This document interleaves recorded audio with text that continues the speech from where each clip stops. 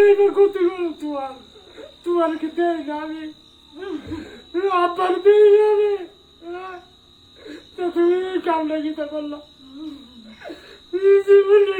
নাম ক।